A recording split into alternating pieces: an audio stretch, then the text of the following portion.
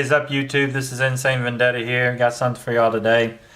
I've been using Aspire for a while and decided I'd go and try a new loader, and I bought me an R2, and I actually like it. I liked it enough that I have two R2s now.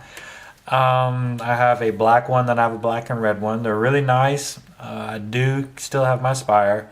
I might sell it, maybe. I don't know. I don't mind the Aspire, don't get me wrong, and there are some pros and cons to it.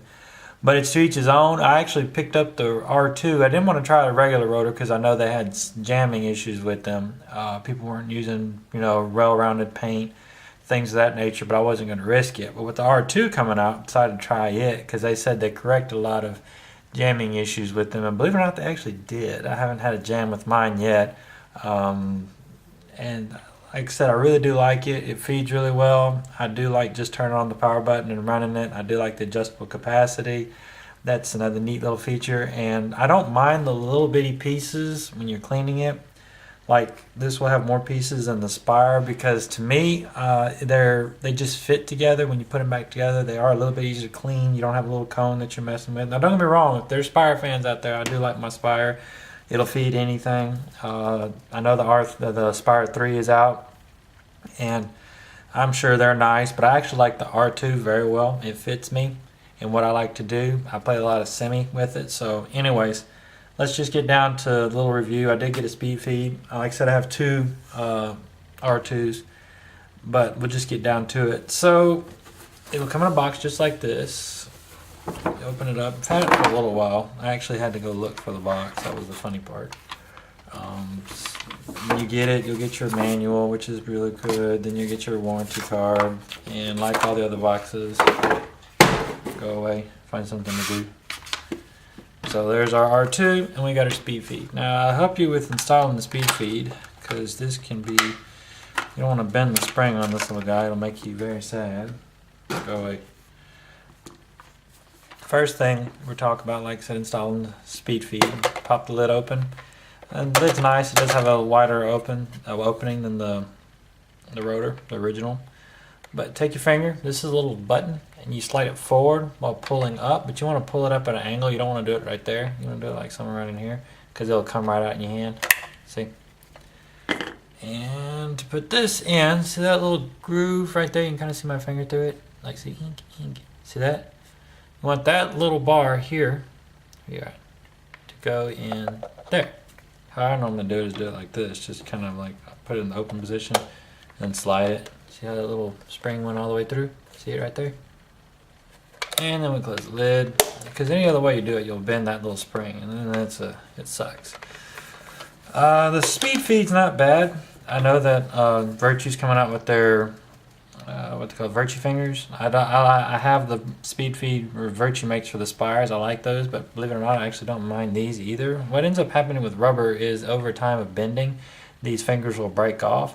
The cool part that Dye did, which I didn't think was bad at all, I thought it was pretty smart. See the way that the rubber flips open like that? They cut it and then kind of like, I don't know what you call it, they like sealed it. I guess they're pre-molded like this for their cut like that. And there's two little magnetic pieces, and when it comes down like this, the magnets are strong enough they want to draw to each other, and it's pretty neat. I didn't think it wasn't a bad idea, because what it does is, instead of the most rubber pieces like little fingers, as more and more they bend, they break, this one has magnets. So as it comes down where it would try to bend what the rubber is underneath it, the magnets pull it back up real quick. So it prevents it from bending past, like this usual 90-degree angle like that. It keeps it from going past that. Anyways, that was a neat little feature. So that's it for the speed feed. It's just a normal speed feed. Like I said, if you want the Virtue ones, they're going to be out shortly. You do have, with all rotors, the jam release lever. If it jams, you just click on this and pull on it. I haven't had to do mine yet, so like I said, I'm sure that it'll happen eventually, but it hasn't happened to me yet. And as long as I keep putting good paint in it and I have that tension adjustment done correctly, I shouldn't have a problem. Plus also the R2 has, over the regular rotor, it has that dynamic force control. So it is, as far as like what force it puts on the paintballs as it's being fed, it swaps, and it's constantly monitoring the force that it puts on the paintballs. But also has, I'll show you another little piece in there that I've noticed that does help, because I'll actually show you with my finger how it helps. Yes, with this finger. Not this one, this one. Anyways, when you turn it on, it's gonna have beeping, and it's gonna have a light. Your first beeping is your activation, then that one, then that one. All right, well, how I'll explain it to you is this. Okay, the first beep means it's been turned on. The second beep, which is 2 beeps in a row, you've shot between 96 to 110 paintballs. Now, there's 2 different manuals. One manual that I have has 96. The other manual has 110. Now, this thing feeds 52 balls a second. So, rough estimate, if you've heard the first beep, you've done shot 100 rounds. That's pretty much about that sums it up. That give you a good average. The third set of beeps, which is the 3 beeps in a row, you've done shot 144 to 160. Now, once again, I put it about 150 range. So basically, your first beep's 100 and your second beep's 150. It feeds 52 balls a second, is what the instructions say. I do not own a marker that will feed that fast. Everything that I have is 25.5, and it will feed that. So I don't know about the other one. I won't test it. I don't need to, but I'm sure at that speed that how many balls per second it is feeding, it doesn't take more than a few milliseconds to get to 100 or 110 paintballs. So whatever between the 2 manuals, let's say the first set of beeps, the 2 beeps in a row is 100, and the third one is 150, and you're golden. Okay. Now this button down here at the bottom, what ends up happening is it's running. Hit it, and it resets it, so it's back to 0. See? Not the 100, not the 150. Like I said, that's how that works. Now, if you want to adjust the capacity, if you'll see here, this little arm, one side has unlock, and then one side has 2 capacities, 200 and 260. So what you do is you just slide it over, and you pull it up, and then there's your 260 capacity. It does give you a little viewing window, so you can see clear through it, see my mat underneath it. It's pretty neat. I like it for scenario games. I found a fondness of using the 260 for scenario games.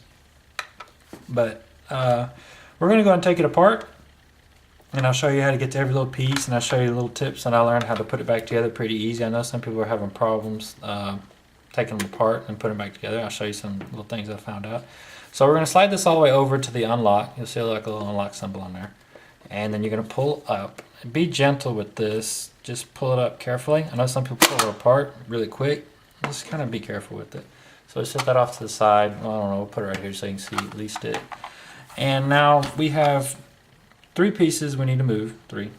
And I need an Allen key. Well, we'll do it different. We're just going to use the back of a pen. Let's see why not. And see these 2 little red tabs here? You're going to slide those going towards the spring ramp. That's something I do like about the R2s. They did cost quite a bit, but they came with the pretty neat little spring ramp. I thought that was neat. Now back here in the back, see that little red tab my finger's poking on? You can see it when you get to it. See it? Now you can see it. And slide it up. And now you have 2 little black fingers sticking out right there. Your hand's gonna be like this on it. So hold the bottom with this, hold the top with that, and you kind of want to pull up on it. See how it's coming apart? And separate it. We'll put that right here so you can still see it. Now this is, if you're not careful and you have it sideways, this will fall out in your hand.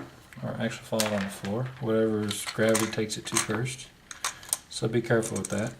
And we pretty much got most of it apart. Now we're going to go ahead and take out the guts, as far as like the operating system.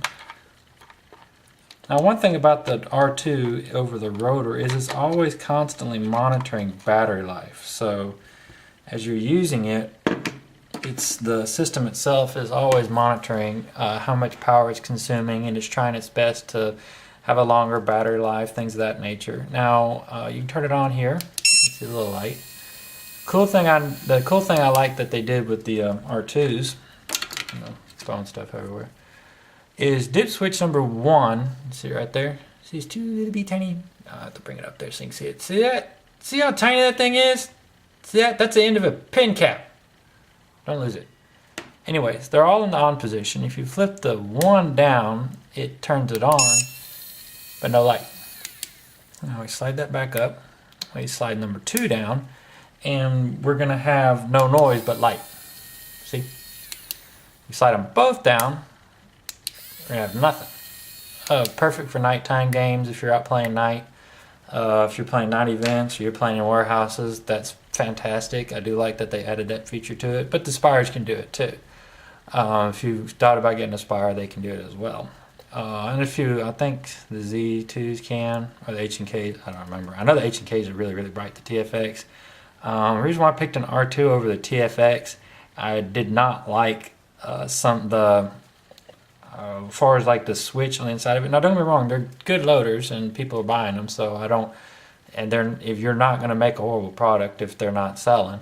I don't like the switch in the feed neck, and it actually, every time a ball hits it, it allows it to feed, and when it's out, when the ball hits it, it deactivates it. I don't like that. I'd rather have tension on it, because that little switch, it just depends on, I don't know, it's just, to me, I'd rather have eyes or something like that than I would have a switch. But to each his own. That's just me. If somebody told me that the only loader you could get was a TFX, I'm sure I can manage. I've not seen anything I can't work with, so it's just one of those. But personal preference, nothing against TFX. But like I said, good batteries, runs really well. Now, one other thing you'll see is on the bottom. See this little Allen keyhole right there? That is actually your tension adjustment. Now, you use a 1/8 Allen key, and you can adjust it. I actually adjusted mine out. Now, be careful, because if you adjust it too much out, it jams. That's where a lot of your jamming comes from, because it's not putting enough tension. If you put too much tension, the R2 can actually break paintballs inside of it. I've never tried it, but I've heard stories of it, and that's a lot of dang tension that the R2 can, if it can break paintballs inside of it. But I did rotate mine out. I think I did mine almost 3/8 or quarter. I do know that off stock they're designed to shoot Vulcan paint mid-grade, so they shoot decent paint on the mid-grade side. I'd probably unscrew it just a little bit, because I found out that they are under a lot of tension, because you got to remember, super brittle paint, which I like to shoot normally very, very brittle paint. Anything from, like I said, graffiti, things of that nature, anything. I think graffiti's, I might have that wrong. It's been a long day. So anyways, I normally shoot tournament paint. Whatever's the tournament paint at the field that I'm at, if I'm out and I'm about, whatever they have that's tournament grade paint, that's what I normally use. And that you want to be careful, because it will crush them in that medium setting. So just bear that in mind, and you'll be all right. I've not done it personally. That's one thing I did before I bought an R2, is read up on it. And anyways, now one thing I'll show you, I noticed that over the rotors, there's this little finger now that's on these spring arms. Be careful, by the way, don't break that, because I found that that's quite an expensive piece to replace. This whole arm right here is because I was reading a forum on about it. But that little arm, what it does is, instead of the balls stacking on top of each other and putting tension, what they do is this little finger is kind of pushing the ball, one of the set of the balls back, just giving it enough little effort to give it a gap between the front. So as it feeds, as you're shooting, then it feeds the other ones in through the stack. And that's actually, I think, a big help, because I noticed that even the new loader that Dye's coming out with, the little, kind of like the rotor, basically the old rotor with no windows on it, it has that same spring arm. So I was playing with it when I heard about that, and I noticed it originally, but today I was messing with it, and that's something that I noticed that I think Dye corrected that on that issue. Now, I don't think the balls per second was affecting jamming as much as it was a combination between the rotor arm itself and all the balls being stacked up, and then what setting the tension was on the actual motor itself. Because this one can feed 52 balls per second, and I haven't had a jam on it. Now, that's what the instructions say. I don't know. I haven't tested it, and like I said, I only got a marker that will even touch it. All mine are 25.5s. I don't even think there's really any marker that can touch it nowadays, but maybe I might be wrong. Maybe some of the Dye, maybe like the M2s or something like that will do it. But that gives you an example, just as far as like what I think they corrected to help with the jamming, but also the dynamic force itself in the board. Like I said, the board's always thinking. It's something that it's doing that the original rotor was not doing, and that's something else that I think really helped it, because the rotor is very simple to operate.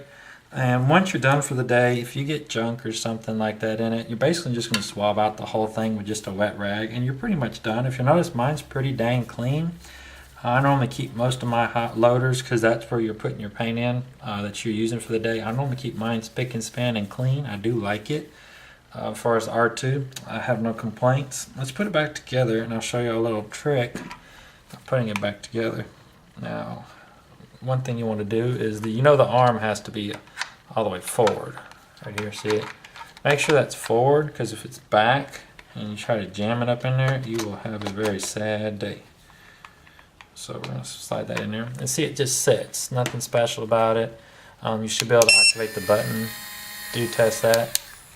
And I'll put this together. Now, one thing that I thought was weird, I've yet to figure out. Maybe somebody can tell me. Watch.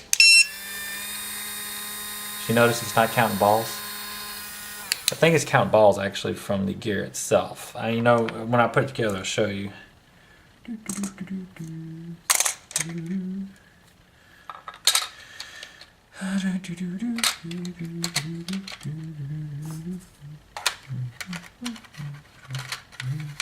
Now watch.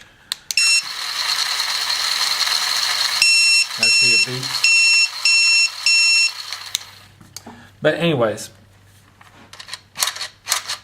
make sure that works always. Now, this is the neat little feature, like I said, I was going to show y'all, is when you're putting this clear sleeve back in it, or the actual expansion, what you do is you set it in there just like that, and you take this little finger, just like here, and you want to touch the lip right here, and then push down and pull towards your hand. See how it just sits in there like that? A lot of people are having problems trying to set that in there because what they did is they either tried to push down on it or they tried to slide in from the back and push it. Man, it's so much easier to just take your finger and do that and see how it slide in there effortlessly. It's just easier to do that. Now, let's put this in there. Two things you want to remember is these two pins and this in the back. The reason being is because if you forget these pieces, put that down there. There you go. If you forget those pieces and you put it back together, when you go to expand it, it might actually come out in your hand, like the whole top shelf. I've never had that done, but I've heard people say that. I'll take their word for it. Oh, dang. Get up there. Thank you. You too. Oh, backfighter, huh? Oh, that's what the problem is.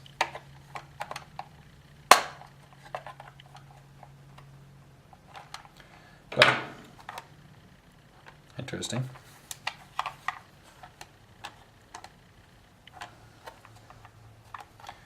It's gotta be sitting on the pin. Dadgummit. Oh, yeah, technical difficulties here.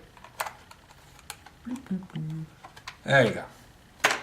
Okay, one thing about these, since they're sitting on those little screws, see that little ring that it's got there, is if it's not like perfectly an angle and it's just a little bit sloped in that button, like, because you gotta turn it to lock it in, turn it to lock it out. If you don't turn it all the way as you're pushing down on it, it's not gonna slide. It's just that you just, like I said, you just need to put a little more oomph on it. Other than that, you can't break it. I mean, you saw me put a little oomph on it. It don't bother it any. And I've been using it for a while, but just bear that in mind. Just make sure that's turned all the way over.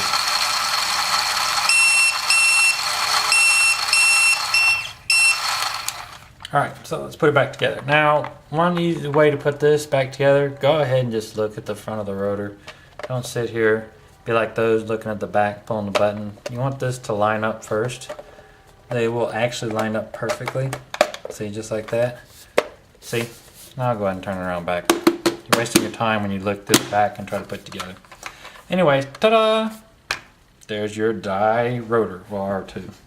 And it's all back together. Now, if you told me I had to give it as far as like score, what I have to give it, easy, 8.5 out of 10. I do like it. There's some things that I'd like to change on it. I'm not, like I said, the speed feed would be, I do like it, but is it like the Virtue speed feed? No, I kind of want to see a little bit more innovation with the speed feed, but does it work? Yeah. Does it get the job done? Yeah. Can I criticize it?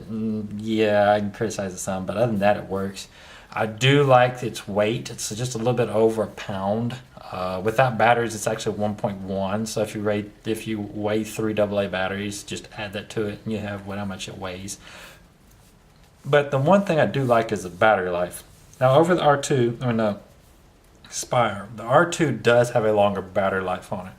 But honestly, I wouldn't want to suck down a set of batteries to almost nothing, because one thing you do end up with any loader, as the battery consumption gets lower, I mean battery life gets lower, the consumption is still consistent. So what ends up happening is it's your effective ability and how the loader works starts to dwindle. You'll see like little hiccups, like the tension will be, I mean, as far as like the dynamic force control might be adjusted or fluctuated a little, things like that. So you always want your batteries to be fresh. So if you shot like 5 or 6 cases off of a set, go ahead and replace it. Batteries are cheap, and you end up reducing your troubleshooting issues that you would have. Most players try to suck the batteries down to nothing. I promise you, as much as I've worked on markers and things like that, I do not trust the battery past probably about half of its life. When it gets to half of its life, it's what I call a tech battery, and I take it and, like, I've got 2 over here. Let's see. Oh, dang. Be nice if I... See, like, this is for my G5, my Fusion Elite. They're tech batteries. Basically, they sit over here on my desk. And as I'm working on markers, whatever I have to work on, I'll use those to test, because, yeah, you're clicking a solenoid like once or twice, things like that. But if you're like, am I going to go play hardcore with it? No. There's a big difference. Like I said, 8.5 out of 10. I do like it. I do recommend it if you got a Spire. I went from Spire 2 and R2, and I have 2 of them. So I can't complain. I do like them. I know some people like to swear by the Spire. I like the Spire. There ain't nothing wrong with it. But I do know why the rotor is still in paintball, why the advancement in it, as far as like making the R2, it's as far as foolproof right now, it's foolproof on jam proof. But you know, if Dye gives you the jam release on the bottom, I'm sure it'll happen eventually. So it's just a matter of when. I mean, like one of those, like if they remove that, then I can kind of trust them and say, hey guys, look, this ain't gonna jam on you ever. It's gonna be the coolest thing you ever had. But no, that's on it. I'm pretty sure it will. But you know what? As much paint and tournament paint and round paint that I use, which I use, always buy good paint because I want good consistency and good performance. I've not had a jam with it. And that being the case, just shoot what you know you're supposed to shoot, and shoot good paint, and you won't have a problem. But anyways, that's it for me today. This is Insane Vendetta. Adios.